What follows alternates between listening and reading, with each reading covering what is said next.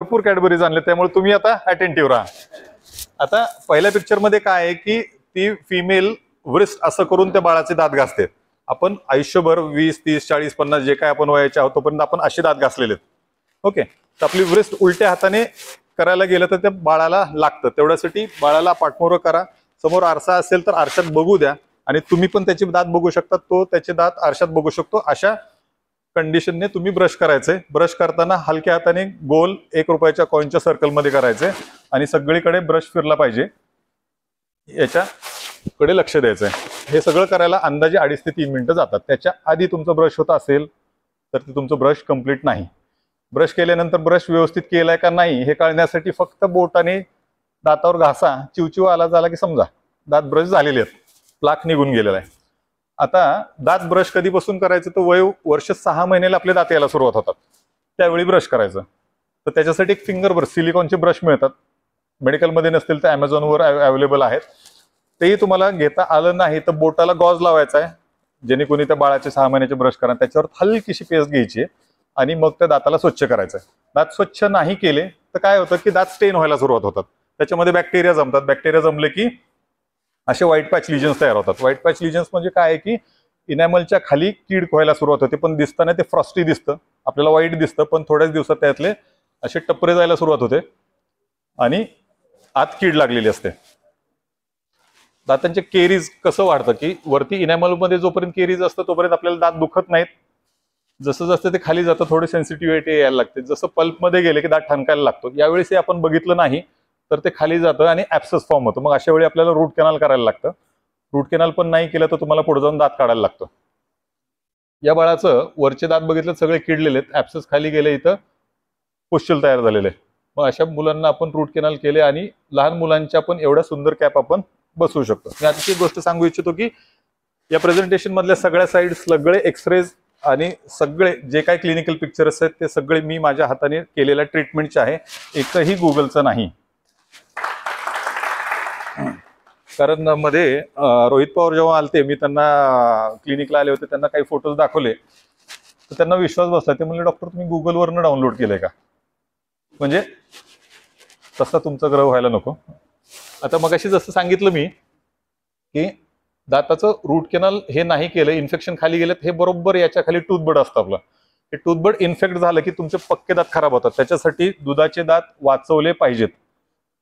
आता मगाशी जसं सांगितलं काही वेळा आपल्याला दात काढावे पण लागतात, तुटलेला असेल किंवा लोकांनी वेळेत नाही आलं तर दात समजा हे काढले. आता हाच पेशंट काही वर्षांनंतर माझ्याकडे, हे लवकर काढले तर इथलं बोन डेव्हलप होत नाही. लहान मुलांचे दुधाचे दात हे बोन ग्रोथ सेंटर्स असतात आणि बरोबर त्याच्या खाली नवीन येणाऱ्या दाताला जागा मिळत नाही, म्हणून हे दात असे वाकडे येतात. मग तुम्हाला क्लिप्सला त्याच्यापेक्षा 4-5 पट जास्ती खर्च करावा लागतो. पण काही वेळा जर आपण दात काढलेले आहेत, काही कंडिशनमध्ये दात काढायला लागले आणि दात तुम्हाला पुढेही नको यायला पाहिजे असतील, तसे वायरचे कॅपलान्स असतात ज्याला आपण स्पेस मेंटेनर म्हणतो. या दाताला तो पुढे सरकू देत नाही आणि खालचा दात वरती आला की हा स्पेस मेंटेनर काढला जातो आणि त्या ठिकाणी तो पक्का दात सरळ येतो. आता सगळ्यात महत्वाचे मेजर प्रॉब्लेम्स आपल्या क्लिनिकमध्ये तुमच्या आमच्या सगळ्यांकडे जे येतात, मेजर प्रॉब्लेम आहे ब्लिडिंग गम्स.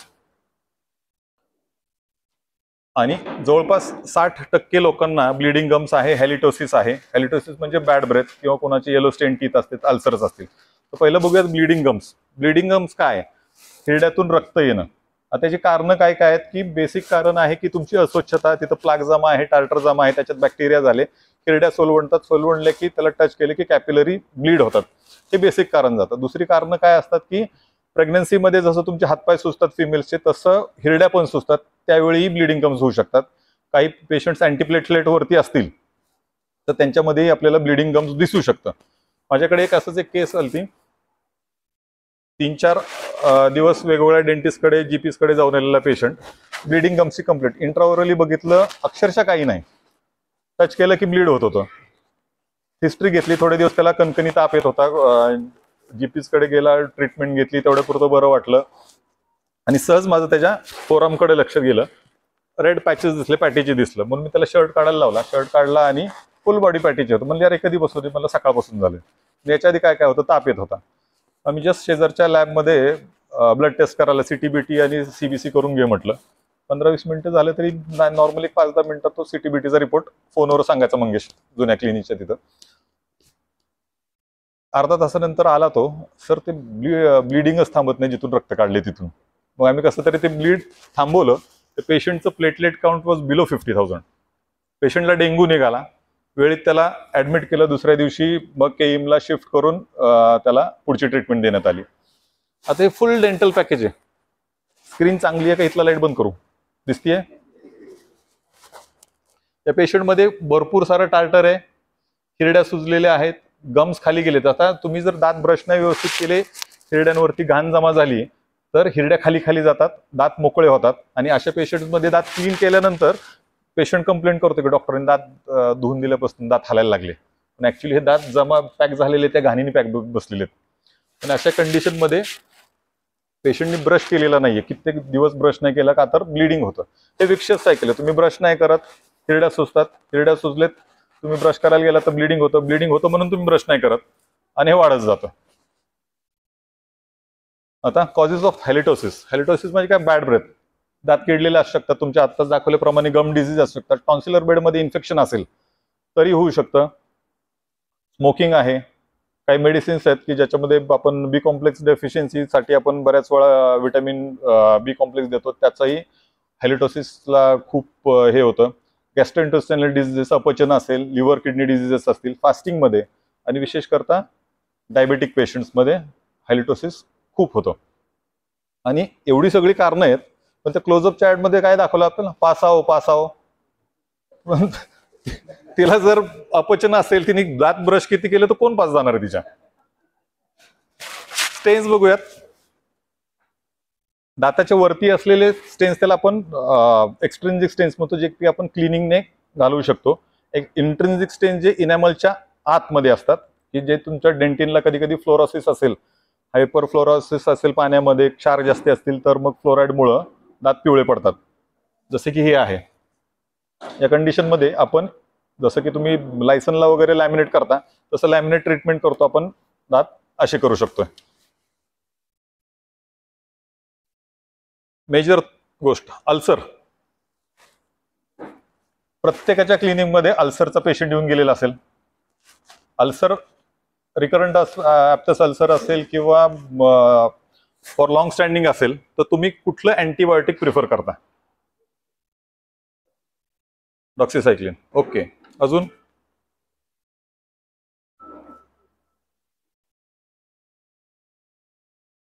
अजून कुणी डॉक्सिसायक्लिन सोडून दुसरं? मेट्रो क्लायवम. ओके. आता मी लाईट बंद करू का? हेझी दिसतं ना? दिसतंय? नाही, तुम्हाला पाहिजे का? ओके. अल्सर्स मध्ये अँटीबायोटिक देणं बंद करा. Ulcer is not an infection. Ulcer is due to some deficiency or local irritation or something else. Ulcer major कशामुळे होतात? का तुमच्या बॉडीमध्ये काहीतरी कमी झालं, बॉडी ते हील नाही करू शकत, म्हणून तो अल्सरमध्ये डेव्हलप होतो. नॉर्मल तुम्हाला काही लागलं तर ते बरं होतं, अल्सरमध्ये काय होतं? ते बरं होत नाही, रिकरंट होत राहतं. तर याच्यामध्ये मेजर कारणं आहेत. B12 डेफिशियन्सी आहे किंवा तुमचं अपचन असेल त्याच्यामुळे होऊ शकतं. आता या कंडिशनमध्ये इथे एक दात तुटलेला आहे पेशंटचा, सेकंड मोलर याच्या मागचा, तो कंटिन्युअसली त्या जिभेला इरिटेट करतोय आणि this is going towards squamous cell carcinoma. अशा कंडिशनमध्ये किंवा तुम्ही डेंचर्स असतील, इल फिटिंग डेंचर्स असतील, एखादी कॅप तुटलेली आहे किंवा त्याला कोना आहे, ती पण इरिटेट करत असेल तर त्याच्यामुळे कॅन्सर होतात, अल्सर होतात. तर कॉज ऑफ अल्सर बघा, डायरेक्टली अँटीबायोटिककडे जम्प करू नका. आता आपण लोकांचे स्माईल बघूयात. तिघांच्या स्माईल छान आहेत. काय वाटतंय की त्याच्यामध्ये काय मिसिंग आहे? दात मिसिंग आहे. ओके. म्हणजे आपण सगळ्यात पहिल्यांदा चेहऱ्याकडे बघितलं की आपल्याला स्माईल दिसते.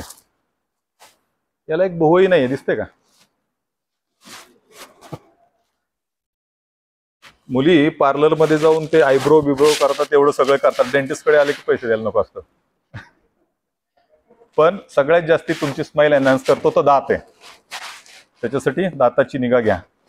दाताची मेजर प्रॉब्लेम्स आता कुठं सुरू होतात की दाताला ट्रोमा होतो, दात तुटतो. दात जर वरचीवर तुटला तर आपण त्याला बरं करू शकतो. व्हर्टिकली तुटला म्हणजे उभी फाकडी झाली दाताची तर तो काढावाच लागतो, किंवा रूटमध्ये आडवं फ्रॅक्चर झालं तर दात काढायला लागतो. आता या पेशंटमध्ये पडला आणि पेशंट माझ्याकडे आलता, बरोबर दाताचा तुकडा घेऊन आला. एका दाताला इथं वरचीवर हे झालेलं आहे, फ्रॅक्चर झालेलं आहे, पण पल्प इन्व्हॉल्व नाही. इथं पल्प एक्सपोज दिसते, आपल्याला ब्लिडिंग दिसते. त्या पेशंटमध्ये आम्ही एका दाताला रूट कॅनल केलं आणि दुसऱ्या दाताला फक्त फिलिंग केलं. 1 तासात पेशंट आहे तसा घरी गेला. आणि दिस स्टेज फॉर लॉंग. फक्त पुढच्या दातावर काही कडक तोडायचं नाहीये. 18 वर्षाच्या पुढे आपण याला कॅप देऊन पूर्ववत करू शकतो. वरचा तुटलेला दात आहे, खालच्या दाताला रेस्टोरेशन केलेलं आहे. हे सगळं फिलिंग मटेरियल आहे, कॅप नाही, काही नाही. आणखी एक तशीच केस. आता तुम्हाला कळलं कॉम्पोजिट रेस्टोरेशन काय आहे. या पिक्चरमध्ये कुठल्या दाताला रेस्टोरेशन केले मला सांगा, मी आणखी कॅडबरी घेऊन येतो तुमच्यासाठी. कुणी नाही उत्तर दिले तर माझ्या केशात जाणार आहे. कोणी सांगू शकते? बरं, वरच्या जबड्यात आहे का खालच्या जबड्यात आहे सांगा. ओके, कुठला सर? हे हा ओके. अजून कोणाला सांगायचं उत्तर? मी खुश होईल जर या पिक्चर मधलं भरलेला दात ओळखून दाखवला कोणी तर, कारण ज्या सरांनी मला कॉम्पोजिट रेस्टोरेशन शिकवलं त्यांनाही ओळखून होता आला.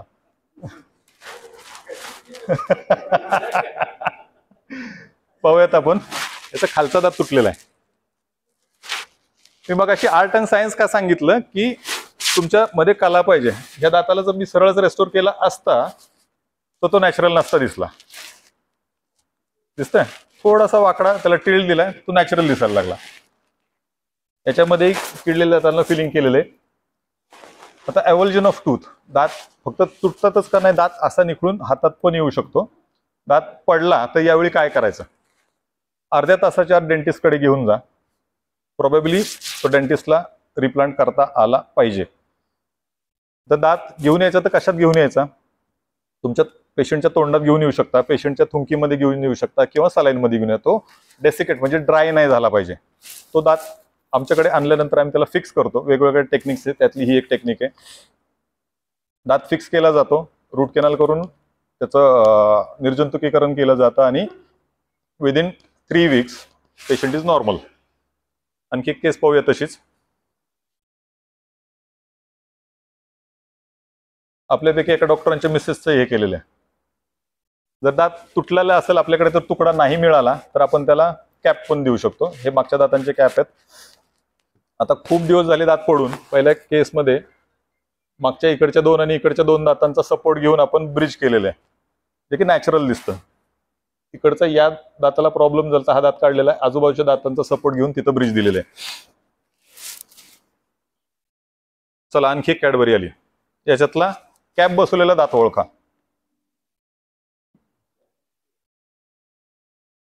झोपू देणार नाही मी कोणाला.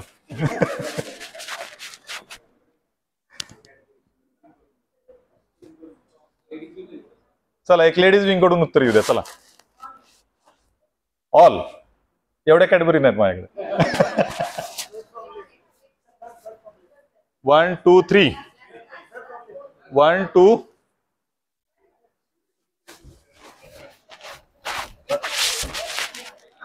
1 नंबर. ओके, अजून कोणाला काय सांगायचंय? हा, ही कॅडबरी पण मलाच गेली.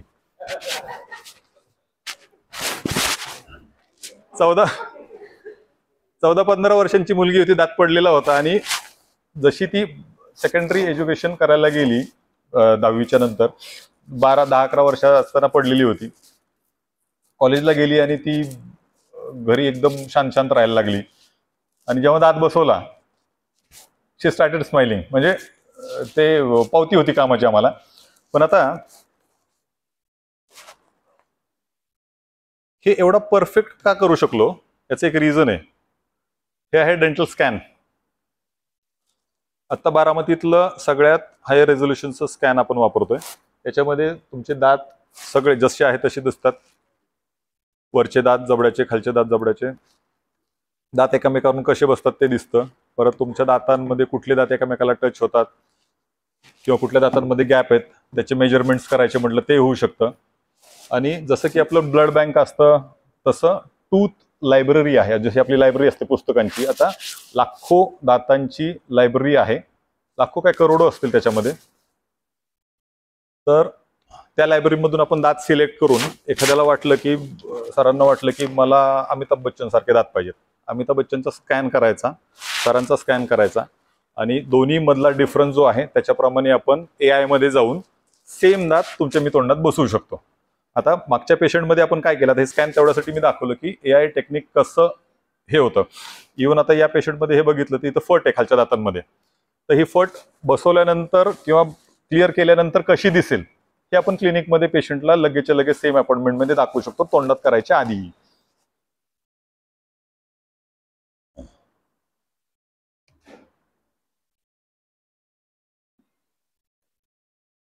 हा इतका परफेक्ट का झाला होता, कारण इकडचा लेफ्ट साइडचा जो टूथ आहे त्याला याचं मिरर इमेज करायचं होतं आम्हाला. याचं स्कॅन केलं AI मध्ये, AIच्या टूल्समध्ये त्याला मिरर इमेज करून याची कॅप तयार केली आणि ती बसवली. तर म्हणजे आजकाल AI आपल्याला कुठं घेऊन जातं. एक जस्ट छोटंसं इम्प्लिकेशन सांगितलं मी, असे खूप सारे आहेत, इम्प्लांट्समध्ये खूप आहेत. एक पेशंट होतं, बघितलं तर वाटतं की आता काय सगळेच दात गेले, काय करायचं. आपल्याकडे खूप सारे पेशंट येतात जे अस्थमॅटिक आहेत, रोटाकॅप्स घेतात, स्टिरॉइड घेतात. तर त्या पेशंट्सला आपण एक छोटीशी एक टिप द्यायची की तुम्ही रोटाकॅप्स, इनहेलर काही जरी वापरलं त्याच्यानंतर चूळ भरायची, कारण त्याच्यानंतर तिथला बॅक्टेरियल फ्लोरा गेलेला असतो आणि बॅड बॅक्टेरियाज ऍक्ट करायला सुरुवात होतात, ड्रायनेस ऑफ माउथ होतं, त्याच्यामुळे एवढं सगळं केरीज होते. या पेशंटला मी फुल माउथ रिहॅबिलिटेशन केलं आणि पेशंट एवढा सुंदर झाला. पहिली बघा, आम्ही तर फोटो घेण्यासाठी त्या बाईला स्माइल कर सांगत होते. तिची स्माइल पहिल्या फोटोत आणि दुसऱ्या फोटोमध्ये बघा, ड्रास्टिक चेंज आहे. पेशंट शिक्षक आहे, त्यांना म्हटलं तुम्हाला आवडलं असेल तर आम्हाला फीडबॅक द्या. एक फुलस्केप भरून त्यांनी फीडबॅक त्यांच्या लेटरवर लिहून दिलेला आहे. Dental implants, one of the most innovative and very fast growing branch. याच्याने इम्प्लांटने आपण दात नॅचरली रेस्टोर करू शकतो. दाताचे जिकडचं दात गेल्यानंतर हाड जे आपलं झिजतं ते इम्प्लांट टाकल्यामुळे झिजत नाही, आणि सिंपल सर्जरी आहे. इम्प्लांट किडत नाहीत, हेल्थ सुधारते.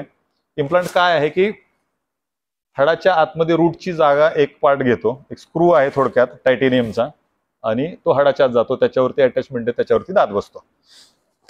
आता हे इम्प्लांट कसं होतं, पहिल्या पिक्चरमध्ये बघू शकतो आपण की 2 दात नाही आहेत पेशंटला, तिथं आपण इम्प्लांट टाकला.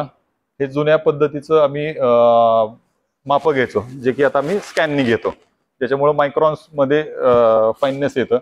इथं अटॅचमेंट्स दिले आणि दाताच्या मुळाच्या जागी ते इम्प्लांटनी घेतलेली आहे, त्याच्यावर आपण कॅप बसवतो. शेजारच्या दाताला पहिल्या जसं आपण कॅप ब्रिज करतो तसं ब्रिज करायची गरज नाही, शेजारच्या दाताला कट करायची गरज नाही. खूप सुंदर आहे. पण आता या टेक्निकमध्ये आपल्याला 3 महिने थांबावं लागतं. आज इम्प्लांट टाकला तर 3 महिन्यानंतर आपण त्याची कॅप बसवू शकतो. पण आजकाल वेटिंगमध्ये कोणाला थांबायची इच्छा नसते. एक पेशंट होती, कित्येक वर्ष तोंडात दात नव्हता, काही वाटत नव्हतं.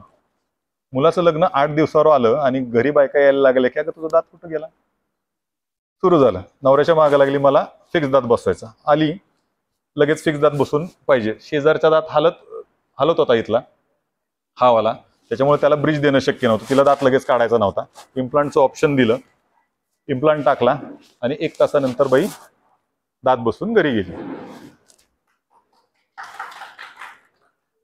दुसरी केस आहे इम्प्लांटचीच. खाता खाता समोरचे 4 जुने कधीतरी 20-25 वर्षापूर्वी केलेले रूट कॅनलचे कॅप तुटले, दात काढले, दातांचे सॉकेट्स आहेत ते, इम्प्लांट टाकले आणि 4:30 ला आलेले पेशंट 6:30 वाजता दात बसून घरी. शेजारच्या बाईलाही कळलं नाही की तिच्या दातात फक्त काहीतरी वेगळं वाटतंय, खतम. आणि 3 महिन्यानंतर आपण त्यांना पक्के दात बसून दिले, फिक्स झाला. कॉस्मेटॉलॉजी. पण दात नसतीलच तर काय, किंवा एखाद्याला पेशंटला इम्प्लांट्स वरती खर्च नाही करायचा किंवा ऐपत नाहीये किंवा बोन नाहीये तर आपण कवळी पण करू शकतो. ती आंशिक कवळी असेल किंवा पूर्ण कवळी असेल ती नॅचरल दातासारखी आपल्याला दिसते. अक्कलदाढा आमच्यासारख्यांचं ब्रेड अँड बटर, म्हणजे अक्कल येऊ नाही येऊ दाढा त्रास देतातच. ह्या काही अक्कलदाढा केलेल्या आहेत. कितीही वाकडा असो आणि कुठेही दात येऊ आम्ही तत्पर होत काढायला.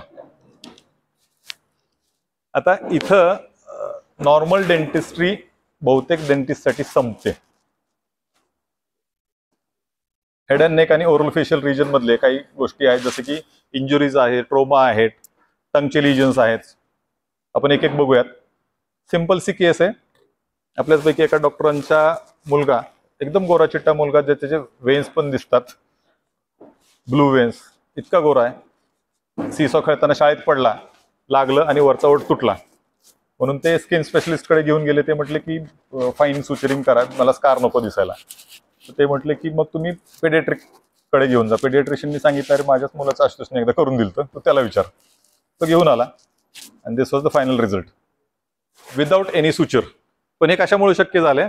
आपल्याला खूप जणांना माहिती असेल सायनोॲक्रिलेट जेल, ब्लू जेल ज्याला म्हणतो आपण, त्याच्याने करतो.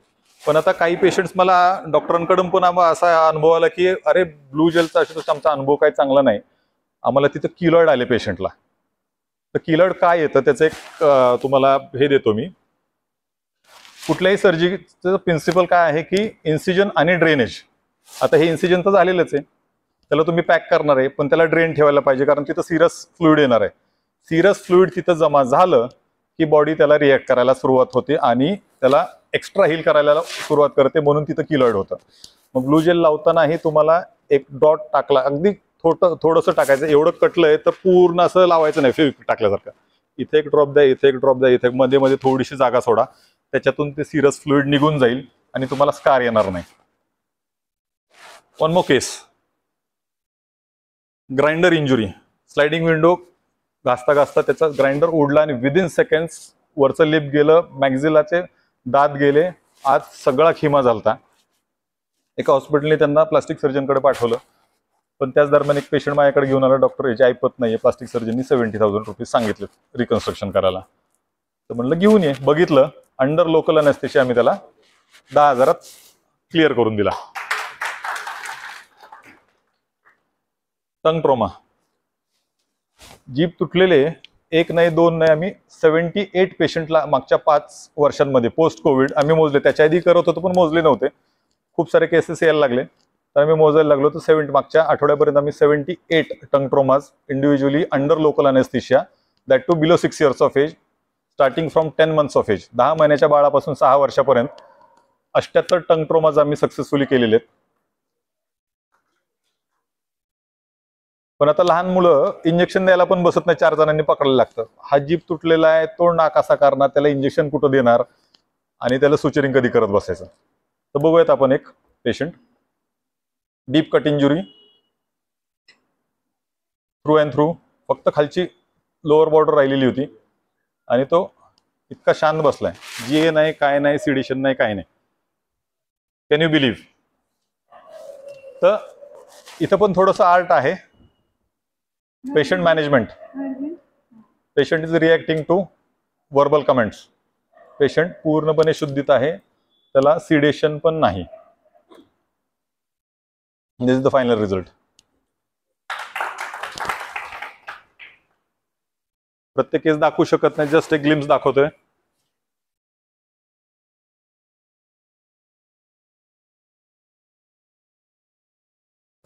पॅलेट मध्ये टिअर ऑफ पॅलेट, सुचर्ड, फिनिश्ड. फुटपट्टीत घशात गेली. आणि आता पुढची केस. ऊस खाता खाता मागून कोणतरी टपली मारली, ऊस घशात गेला. तिथं सुचर करायला आम्हाला स्किनच मिळत नव्हती, म्हणजे टिश्यूच मिळत नव्हता. मग तिथं सुचरिंग प्लस सायनोॲक्रिलेट जेल याचं कॉम्बिनेशन केलं आम्ही. अशा पेशंटमध्ये बहुतेकशे हॉस्पिटल्स आरटी फीड देतात. या पेशंटला लिक्विड डाएटवरती आम्ही क्युअर केलेले घरी राहून. Animal bite injuries. ऊसतोडणी कामगाराचा एक मुलगा मी तरी व्हिडिओ टाकला नाही. त्या मुलाला एका पेडियाट्रिशियनने माझ्याकडे पाठवलं आणि 1-2 हॉस्पिटल्समध्ये तो जाऊन धडकून पण आला, पण डॉग बाईट म्हटलं की घेतलं नाही. म्हटलं दे पाठवून. बघितलं. रात्री 11:30 वाजता मी केस केली. Final result.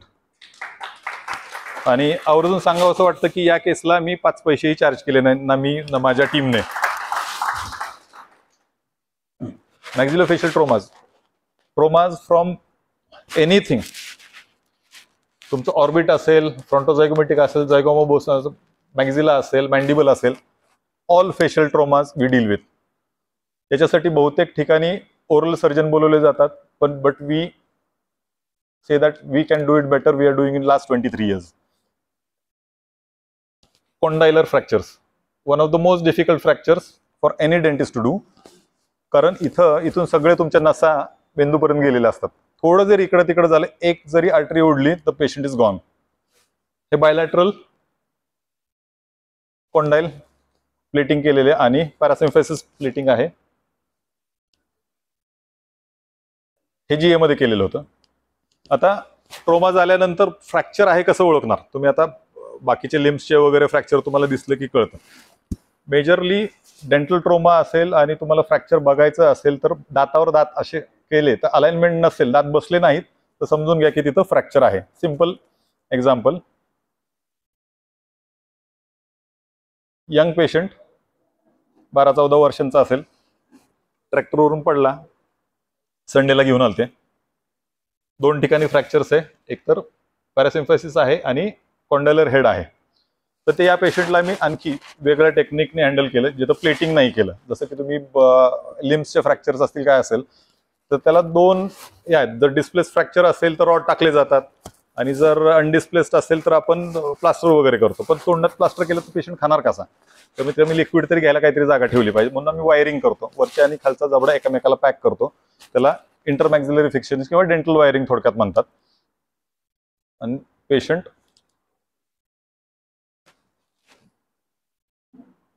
एकही सिंगल स्कार नाही, कुठेही स्कॅल्पेल लावलेलं नाही, कुठेही टाका नाही. 1 महिन्यामध्ये पेशंट चकाचक बरा. आता काही पॅथॉलॉजीज बघूयात. या पेशंटची हिस्ट्री सांगतो थोडक्यात. यंग पेशंट, इथं चीनमध्ये ॲब्सेस होत होतं. जनरल प्रॅक्टिशनरकडे गेले, अँटीबायोटिक दिलं, 1-2 महिने राहिलं, ओके. त्याच्यानंतर परत यायला लागलं. स्किन विडीकडे गेले, त्यांनी मग स्टिरॉइड वगैरे सगळं झालं, परत 2-3 महिने थांबलं. मग पेशंट गावाकडचं होतं, नाही मग कोणतरी त्यांना पारावर बसले सांगितलं की हाडाच्या डॉक्टरकडे हाडाचं काहीतरी असेल, म्हणून ते ऑर्थोपेडिककडे गेले. ऑर्थोपेडिक म्हणले अरे माझं नाही जाबडायचं तर डेंटिस्टला दाखव. माझ्याकडे पाठवलं, एक्सरे काढला तर बघितलं की इथं सिस्टिक लिजन होतं. रूट कॅनल केलं, सिस्ट काढलं, विदिन 3 days त्याचं चीनचं ॲब्सेस गेलं. But you have to diagnose it. हे खूप क्लासिकल केस आहे. नॉर्मली इथलं मॅक्झिलरी सायनस बघा इथपर्यंत आहे. इथलं मॅक्झिलरी सायनस हे एवढं मोठं लिजनमुळं वरती पुश केलं गेलेलं आहे. नेझल बोन इथं आहे, नेझल बोन वरती पुश केले गेलेलं आहे. Slow growing expansile lesion. आता एवढं मोठं लिजन आहे तर जीए मध्ये करायला लागेल, पण आम्ही थोडंसं हिंमत केली, ओपन केलं चेअरमध्ये.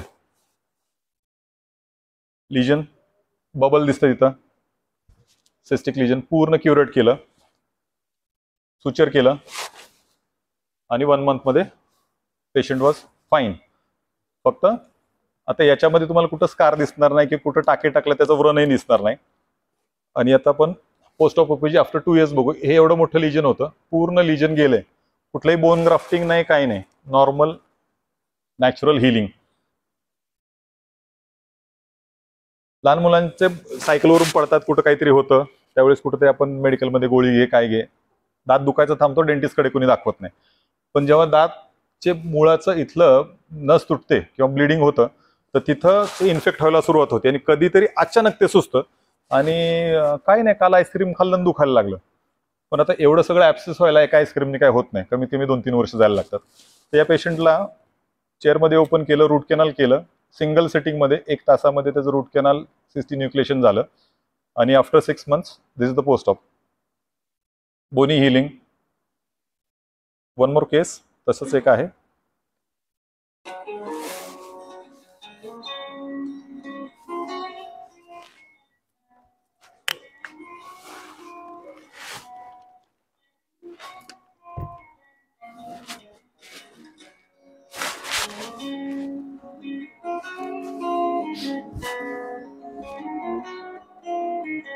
बोन हिल झालं, नो पोस्ट ऑपरेटिव्ह स्कार, कुठेही तुम्हाला सुचेचा स्कार दिसणार नाही. हे काय वाटतंय? तुमच्या क्लिनिकमध्ये पेशंट आला, इथे गाठ आली आहे, काय असेल असं वाटतं? Primary diagnosis. माझ्या कॅडबरीज खूप शिल्लक आहेत बरं का. ॲप्सेस, ओके, मलाही तसंच वाटलं. सिस्ट असू शकतं. Very good. या पेशंटला जेव्हा पाल्पेट केलं तर ते रबरी कन्सिस्टन्सी होतं. ॲप्सेस असेल तर तिथं दाबलं तर ते दबतं. सिस्ट असेल तर त्याचं बाकी अजून कुठेतरी इम्प्लिकेशन. एक्सरे काढला, एक्सरे वॉज फाईन. त्या पेशंटचं 3-4 वर्षापूर्वी इथं मी रूट कॅनल केलं होतं. पेशंटला वाटतं तर रूट कॅनलमुळे काहीतरी प्रॉब्लेम झाला. पेशंट माझ्याकडे आलं तर डॉक्टर तुम्ही तर रूट कॅनल 4 वर्षापूर्वी 3 वर्षापूर्वी केलं, त्यामुळं इथं असं व्हायला लागलं. बघितलं तर त्या दाताचं काहीच नव्हतं. एक्सरे पण काढून बघितलं, आजूबाजूचे दात सगळे क्लिअर. मग आम्ही ठरवलं की बायोप्सी करूयात, एक्सिजनल बायोप्सी करूयात. इन्व्हेस्टिगेशन केलं. पेशंटला शुगर निघाली, 15 दिवस गेले शुगर नीट व्हायला. शुगर नॉर्मलला आली, पेशंट असं आलं within 15 days. Amazingly increase in size, reddish trauma झाला त्याला, पेशंटला खाता येत नव्हतं. तरी म्हटलं चला बायोप्सी तर करायचीच आहे. पेशंटला कन्सल्टंटने फिटनेस दिलं, बायोप्सी केली, काढलं सगळं. बायोप्सीचा रिपोर्ट आला फायब्रोमा वगैरे काहीतरी असा. सरांना फोन केला, सर मला ते फायब्रोमा नाही वाटत, वेगळं काहीतरी वाटते. फायब्रोमाची कन्सिस्टन्सी आणि आता मी जे काढलं त्याच्या कन्सिस्टन्सी मला थोडासा फरक वाटते. तर मग आम्ही इम्युनोहिस्टोकेमिस्ट्री केली त्याची, की ट्यूमर वगैरे आहे का, मॅलिग्नन्सी आहे का. त्याच्यामध्ये मग डिफरन्शियल डायग्नोसिस आलं, ट्यूमर असू शकतो म्हणून. ते पण कन्फर्म नव्हतं. मग आम्ही लॅटरल स्कल व्ह्यू घेतला. याच्यामध्ये पॅथॉलॉजी काय दिसते सांगा मला? काहीतरी वेगळं दिसत असेल नॉर्मलमध्ये.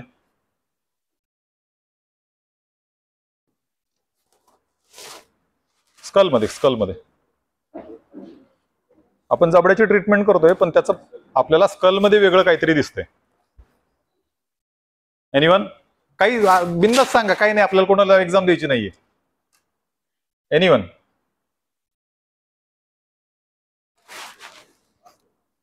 मास कुठं कुठे पण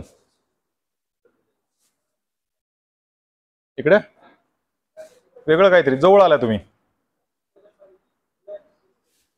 इथं ब्लॅक दिसतंय ते, हे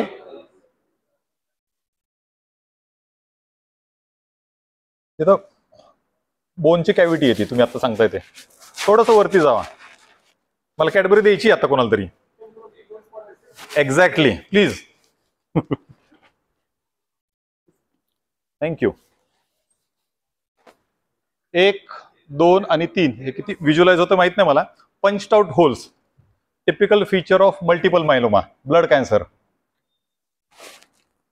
1 in lakhs केस, जी म्हणजे लाख ब्लड कॅन्सर्स असतील त्याच्यामध्ये ही एक आहे. आणि ओरल प्रेझेंटेशन त्या लाखमधलं एखाद्याचं ओरल प्रेझेंटेशन येतं.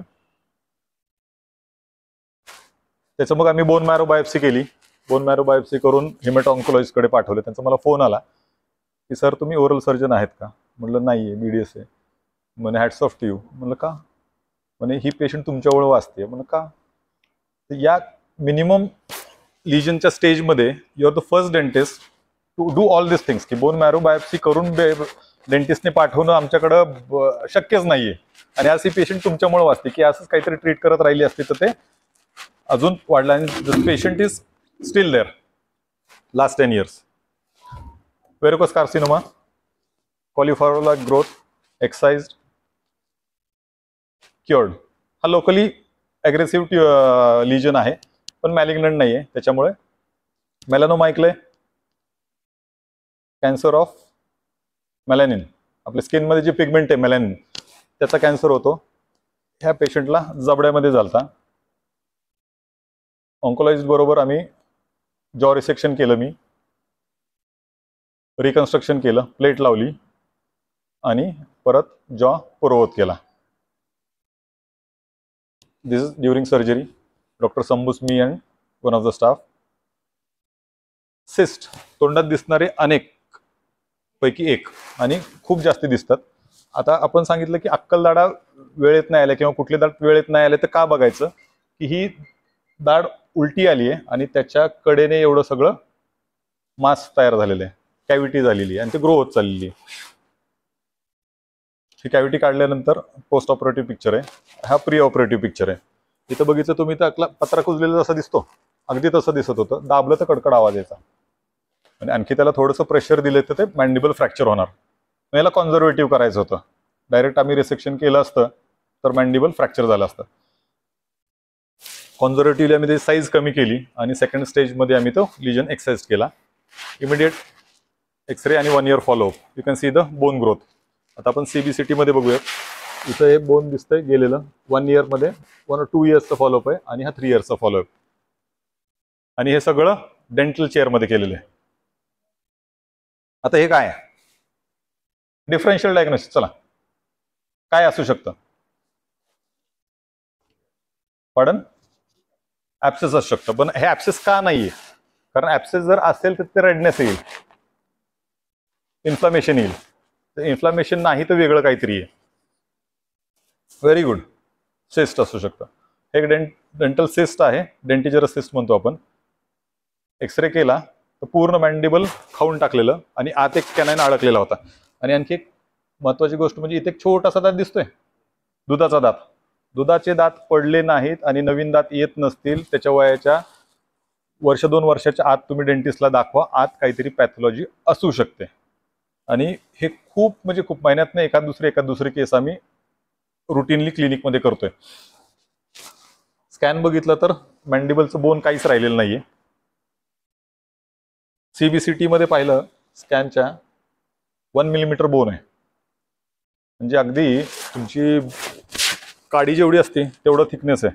जोरात असं प्रेस केलं तरी मॅन्डिबल तुटणार होतं. आणि अबाव दॅट पेशंटचे HB होतं 8 ग्रॅम. मग ओरोफोर वगैरे देऊन HB वाढवलं. 15 दिवसानंतर आम्ही ऑपरेट केलं. क्लिनिकमध्येच ऑपरेट केलं, लोकलमध्ये.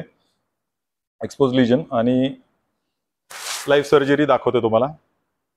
हळू म्हणजे ते बोन एवढं थिन आहे की त्याच्यापासून ते अख्खं सिस्ट काढणं एक दिव्य होतं की आतल्या बोनला पण टच नको करायला आणि ते पूर्णपणे निघालंही पाहिजे. मेटिक्युलसली हँडल केल्यानंतर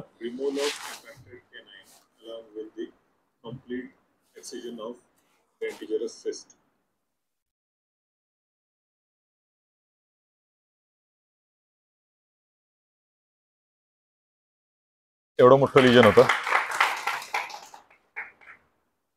सुचर हे एक्सिजन केल्यानंतरचा क्लीन, तुम्हाला एक्सेसिव्ह ब्लड लॉस कुठं दिसणार नाही. सुचर्ड 2 महिन्यानंतर पूर्ववत झाली. एक्सरे मध्ये बघूयात 1 वर्षानंतर पूर्ण बोनी हिलिंग, केस कम्प्लिटेड. एक खूप सुंदर केस आहे. 16 वर्षांची मुलगी माझ्याकडे यायच्या 3-3.5 महिने आधी बायलॅटरल CO ओव्हरीसाठी ऑपरेट झाली होती. 16 years ऑफ एजला. ते तिच्यासाठी मोठा धक्का होता. त्याच्यानंतर किमोथेरपी घेतली. किमोथेरपी संपल्यानंतर 1 महिन्यानंतर तिला इकडं स्वेलिंग आलं. मुद्दा पण हा वेगळा फोटो दाखवतोय, आयडेंटिटी लूज नको करायला म्हणून. एक साईडचं नॉर्मल बघितलं तुम्ही तर बोन इकडे आणि हे एवढं सुजलेलं आहे. किमोथेरपी जिकडे घेतली ते तिकडे दाखवून आले. ते म्हणले अरे हे आमचं नाही, याच्या साईड इफेक्ट नाही, तुम्ही डेंटिस्टला दाखवा. माझ्याकडे घेऊन आले. CBCT केला. ऑर्बिटल बोन पर्यंत खाऊन टाकलंय. नेझल बोन गेले, मॅक्झिला गेलाय, झायगोमॅटिक बोन गेले, काही शिल्लक नाही. आता याचा दुसऱ्या अँगलने बघूयात. हे मॅक्झिला नॉर्मल आणि हे एवढं जवळपास 3.5 बाय 3.5 बाय 4 सेंटीमीटर एवढं मोठं एक मोठं लिंबू बसले एवढं लिजन. आता डायसी होतो आम्ही, लोकलमध्ये करायचं का GA मध्ये करायचं म्हटलं बायोप्सी घेऊन बघूयात बायोप्सीमध्ये काय येते ते. पण बायोप्सी घेताना अंदाज आला की we can do it. Same सिटिंगमध्ये आम्ही अंडर लोकल अनेस्थेशिया हे एक्सरसाइज केलं. इंटिबेशन नाही, काय नाही. Patient is reactive to oral comments.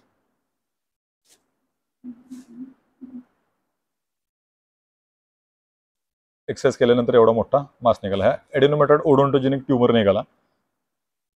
Post op x ray याच्यासाठी घेतला की आपण काम करताना काही प्रॉब्लेम केला नाही. आजकाल कन्झ्युमर प्रोटेक्शनचं फार हे आलेलं आहे, त्याच्यामुळं सेफर साईड एक एक्सरे घेतला की सगळं पोस्ट ऑपरेटिव्हली व्यवस्थित होतं. म्हणून सुचर केलं आणि सुचर काढल्या दिवशीचा completely healed on skin basis. 2 वर्ष लागतील तिला. आता पहिल्या जे केसेस दाखवले तसं कम्प्लीट बोनी हिलिंग होईल तिला पण.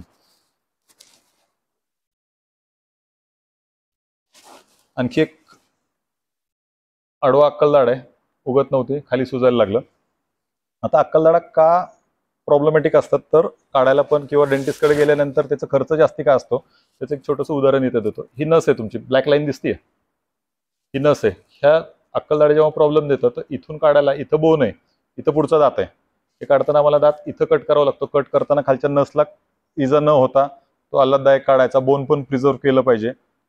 आणि तोंडाच्या खूप मागे पुढं बघितलं तर आपण एवढं तुम्हाला माउथ ओपनिंग मिळतं, मागं जसं जसं जाल तसं माउथ ओपनिंग कमी होतं, इन्स्ट्रुमेंटेशन करायला जागा नसते. हा दात काढायचा होता, इथलं लिजन काढायचं होतं, सिस्ट काढायचं होतं. आता CBCT मध्ये बघू शकतो आपण, इथं नर्व आहे आणि नर्वला चिकटलेलं ते लिजन आहे. इथंही बघू शकतो आपण रेड मार्क केलेले इथं नर्व आहे. पण under local anaesthesia once again इथं ही लाईन दिसतीये वाईट थोडीशी हलकीशी, ते नर्व आहे. नर्वला प्रोटेक्ट करून पेशंटला कसलाही पॅरेस्थेशिया नाही, काही नाही. आणि this was post operative final. Ameloblastoma one of the major harassing pictures for a dentist, कारण याचा रिकरन्स रेट मोर दॅन 55% आहे. या पेशंटला तर बायलॅटरल अमिलोब्लास्टोमा होता. सर्जरीचे पिक्चर्स हे जुने पिक्चर्स आहेत, तेव्हा DSLR वगैरे नव्हते. आणि पेशंट घाबरला, त्याच्यामुळे ब्लीड या केसमध्ये थोडंसं जास्ती होतं.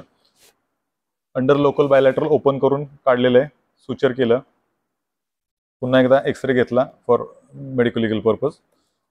आणि this was 2 years follow up. Bony healing आहे. हे खूप छान केस आहे, ऑसिफाईंग फायब्रोमा. एवढा सगळा जबडा खाऊन टाकलेला आहे. इकडे बघितलं तर अगदी थिन बोन राहिलेले आहे. जोरात काहीतरी असे हड्डी चावायला गेली तरी तिचीच हड्डी तोंडात येणार आहे. आता या केसमध्ये नॉर्मली सर्जन्स पण काय करतात की इथून अख्खं मॅन्डिबल काढून टाकतात आणि रिकन्स्ट्रक्शन प्लेट जशी मी मगाशी दाखवली तसं करतात. आम्ही या पेशंटमध्ये ट्राय करूयात म्हटलं, and for which we were successful. Open केलं. हे आता जनरल अनेस्थेशियामध्ये होतं कारण कॉन्डाईलपर्यंत मागं जायचं होतं, मोठं लिजन होतं. एक्सिजन केलेलं आहे, एवढा मोठा मास निघाला त्याच्यामधून. सुचर्ड. हा इंट्राओरल पिक्चर होता, तुम्हाला एवढा मोठा फुगा दिसतोय, तो स्वेलिंग आहे. आणि this was intraoral post of after 1.5 year. X ray मध्ये बघूयात आपण, फक्त तोंडातच दिसतंय का तर नाही, हे हाड पण भरून यायला सुरुवात झालेली आहे. आणि पेशंटचं पहिलं जे स्वेलिंग होतं ते गेलं. Angle of corner of mouth आणि अँगल ऑफ मॅन्डिबल जाग्यावर आलंय. आता जस्ट एक रिसेंट केली केस मागच्या 15 दिवसांमध्ये. इथंही पेशंटचे वरचे दात आलेले नाहीयेत, खालचे दात वरती लागून लागून इथं छोटासा अल्सर झाला, म्हणून मग त्या पेशंटला दुखायला लागलं, म्हणून पेशंट आला. आम्ही त्याचं स्कॅन केलं, यात काहीतरी असू शकतं म्हणून. ह्यूज मास. दात तयार होतानाच कॉम्प्लेक्स ओडोंटम, म्हणजे जसं दात तयार होणारे ज्या सेल्स असतात ते रिग्रो होतात आणि त्याचं एक मास तयार होतं. आणि ते मास ह्या मोलरच्या वरतीच आहे. आपलं फर्स्ट मोलर जिथे 6 वर्षाला यायला पाहिजे होता त्याचं हे मास तयार झालं आणि त्यांनी सेकंड मोलरला खाली दाबले, सायनसमध्ये टाकलंय त्याला. त्या पेशंटलाही आम्ही अंडर लोकल अनेस्थेशिया क्लिनिकमध्ये ओपन केलं, खालच्या दाताला उगायला जागा दिली आणि हा ट्युमर मास पूर्णपणे काढला. One more, space infection. आता हे तर तुम्हाला डे टू डे लाईफमध्ये तुम्हाला प्रत्येक जनरल प्रॅक्टिशनरकडे अशा केसेस येतात. या केसेसमध्ये जेव्हा पॉइंटिंग होतं, ॲप्सिस पॉइंट होतं बाहेर, त्याच वेळी आपण एक्स्ट्रा ओरल घेऊन ते ॲप्सिस ड्रेन करतो. पण ॲप्सिस का होतं तर अँटीबायोमा होतो कधी कधी पेशंट खूप दिवस सेल्फ मेडिकेशन केलेलं असतं किंवा अँटीबायोटिक घेतलं, अॅनेस्थेशिया आपलं ॲनाल्जेसिक घेतले आणि ते बरं झालं, प्रोलॉंग केलं जातं. आणि मग ते एखाद्या दिवशी अचानक ॲक्यूट एक्झाझर्बेशन ऑफ क्रोनिक ॲप्सिस होतं आणि ते स्वेलिंग होतं. आणि जस्ट काल काहीतरी कणीस खाताना हे झालं, दुसऱ्या दिवशी लगेच सुजलं. ते खूप लॉंग हिस्ट्री असते, पण पेशंट सांगत नाही. स्पेस इन्फेक्शन मध्ये सगळ्यात हॅरॅसिंग काय असेल तर लुडविग्स एंजाइना. इथं मॅक्झिलरी स्पेस इन्फेक्शन आहे, इथं बायलॅटरल मॅन्डिब्युलर आणि मेंटल स्पेस इन्फेक्शन आहे. आता नॉर्मली काय होतं की अशा सगळ्या केसेस एकतर ENT कडे जातात किंवा सर्जनकडे जातात. दोघंही एक्स्ट्रा ओरल अप्रोचने करतात की जसं तुपे ते हे नाही करत नाही. करंट बंद झाला.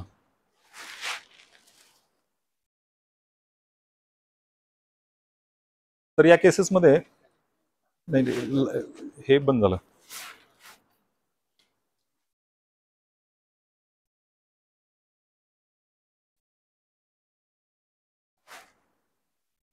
आलं का मला एक्स्ट्रा ओरल निक घेऊन इकडे ह्याचं पडलं. एक्स्ट्रा ओरल निक घेतली जाते आणि त्याचं स्कार राहतं. तर व्हॉट वी डू की आम्ही मागे एक अशीच केस केलेली होती. एका सर्जनच्या ओटीमध्ये आम्ही एक केस करायला गेलो. पुअर पेशंट, अक्कलदाढ काढायला सांगितली, ॲब्सेस बसलं होतं. अक्कलदाढ काढायला तेव्हा तर किती 8-10 वर्ष झाले असतील त्याला. 800-1000 रुपये सांगितले असतील. ते पण पेशंटकडे नव्हते. पेशंटनी कुठून साठवले त्या बाईनी आणि नवऱ्याला डब्यात सापडले. नवरा ₹10 घेऊन गेला आणि परत ते राहिलं तिचं. आणि अचानक ती ॲब्सेस घेऊन आली. मग तिला ॲडमिट केलं, ॲनास्थेशिया दिला आणि ट्यूबच जाईना. आता काय करायचं? रेसिस्टेट करायला पण टंग फॉल झालं, पेशंटचं BP लो, हार्टबीट अगदी 50-40, एसीत घाम आला सगळ्यांना, ॲनास्थेटिस्टला, मला, सर्जनला, सगळ्यांना. मग कसं तरी ट्रॅकिया लागलं आणि मग ॲम्बू बॅगवरती आम्ही पेशंटला रेसिसिटेट केलं. पण आता ॲब्सेस तर ड्रेन करायचं होतं, तर मग कसं करणार? काय ॲब्सेस ड्रेन नाही केलं तर पेशंट परत चक्कम होणार आहे. अंडर लोकल इंट्राओरली केलं. कसं ते दुसऱ्या एकाचा व्हिडिओ केला ते दाखवतो.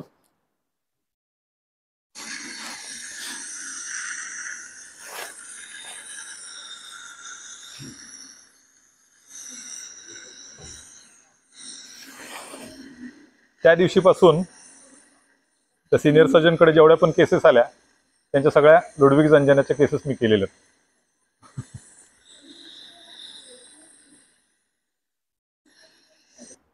वन मोर पेशंट, नेक फ्लेक्शस करता येत नव्हती, मान अशी झाली, फुल पॅक. नंतर अशा पेशंटला जेव्हा तुमच्या ओपीडीमध्ये असे पेशंट येतील तर त्या पेशंट बरोबर खेळू नका, कारण हे अलार्मिंग साईन आहे, मेडिकल इमर्जन्सी आहे, लक्षात घ्या. कारण मेंटल स्पेस, मॅन्डिब्युलर स्पेस, त्याच्यानंतर तुमच्या फॅरेंजियल स्पेसमध्ये ते ॲब्सेस जातं. एकदा फॅरेंजियल स्पेसमध्ये ॲब्सेस गेलं की तुमचं एअरवे ब्लॉक होतं, पेशंट खटकन उडतो आणि काही केसेस झालेले पण आहेत. याही पेशंटला आम्ही इंट्राओरली ड्रेन केलं आणि after 5 days patient was fine. कुठलाही स्कार नाही, काही नाही. म्युकरमायकोसिस पोस्ट कोविड आपल्याला सगळ्यांनी छळलेले, कोविडमध्ये छळलेले आहे. काही पेशंटला जबडे, काहींना डोळे घालवायला लागलेले आहेत. म्युकरमायकोसिसच्या पेशंटची एक जस्ट छोटीशी सर्जरी दाखवतो. पूर्ण जबडा सडलेला होता, हे सडलेला जबडा काढलेला, सुचर केलं आणि याच्यानंतर त्यांना कित्येक दिवस ॲम्प्युटरीसिन वगैरे द्यायला लागतं. Patient is fine. पण काही पेशंट्समध्ये पूर्ण टिश्यू पण गेलेलं असतं, ते तिथं आपण ऑब्च्युरेटर देऊन परत पेशंटला खाता यावं असं करतो, नाहीतर त्या होलमधून अन्न नाकात जातं, पेशंटला खाता येत नाही. आता ॲडव्हान्स डेंटल सर्जरीजमध्ये आता इलेक्ट्रोकॉटरी आहे, लेझर्स आहे, स्कॅल्पेल वापरायची गरज पडत नाही. छोट्या अगदी मिनिमली इन्व्हेजिव्ह आहेत, टिश्यू ट्रॉमा कमी होतं, फास्ट हिलिंग होतं. जस्ट एक छोटीशी केस दाखवतोय.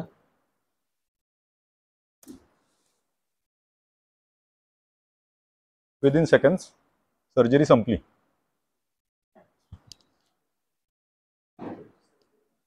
काही पेशंट्समध्ये आपण बघतो की वरच्या दातांमध्ये फटी असतात, मधल्या 2. पण त्याचं बऱ्याच वेळा कारण असतं की इथे एक शीर असते, ज्याला आपण फ्रीनम म्हणतो. तर ती फ्रीनम जर आपण काढली नाही, दात परत जुळवले क्लिप्स लावून, तरी ते परत पुरवत जातात, कारण त्या फ्रीनममध्ये मसल खूप हेवी असतं. त्या मसल प्रेशरमुळे ते परत दात जागेवर जातात. त्याच्यासाठी ऑर्थो ट्रीटमेंट करायच्या आधी आम्ही मसल कट करतो.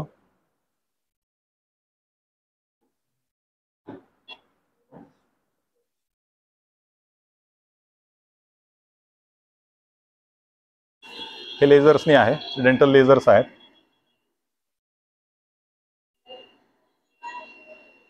तो मसल अगदी डीप त्याच्या ओरिजिन पर्यंत जाऊन कट करायला लागतो, नाही तर परत रिग्रो होतो. वाटताना ते सिंपल एवढी शीट तर कट करायची असं वाटतं, पण लेझर्समुळे एवढं होतं की ब्लड लॉस काही नाही होत. This is the final result after healing. याही पेशंटला इथं फ्रीनम होतं, फ्रीनम काढलं आणि क्लिप्स लावून दात सरळ केले. टंग टाय, काही पेशंट्सला बोबडी बोलतात किंवा बोलता येत नाही, अशा पेशंटमध्ये ती शीर जिभेच्या खाली असते, त्याला आपण टंग टाय म्हणतो, त्याच्यासाठी आपण लेझर्स करू शकतो. कमिंग टू एन एंड, जास्ती वेळ तुम्हाला भुकेलं ठेवत नाही. आता शेवटची कॅडबरी, आता खूप राहिलेत पण आता एक देऊन जातो. काय आहे इतके कॅडबरी नाहीत रो माझ्याकडे. बरं, मग आता दुसरा प्रश्न विचारतो.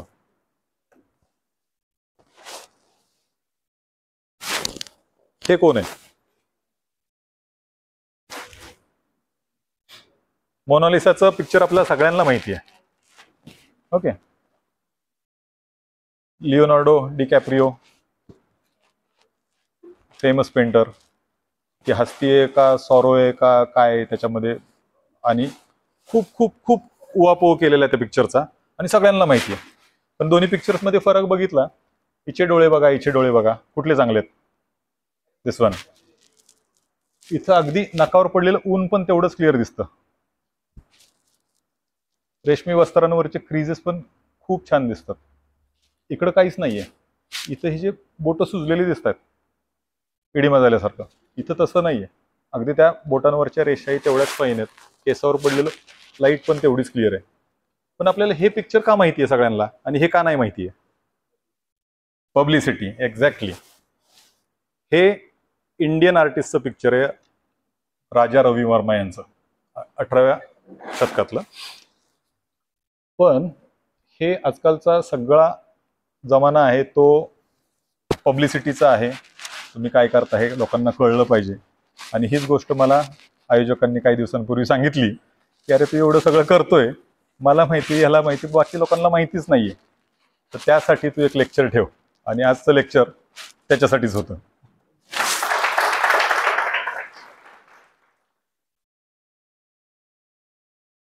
थँक्यू. आणि हे एवढं सगळं मी करू शकलो कारण तुम्ही पेशंट मला पाठवलेत, आणि याचं सगळं श्रेय मी तुम्हाला देतो. आणि असंच माझ्यावर तुमचं प्रेम कंटिन्यू राहू द्यात. बऱ्याच जणांचे खूप असे घनिष्ठ किंवा फार जवळचे संबंध किंवा एकमेकांच्या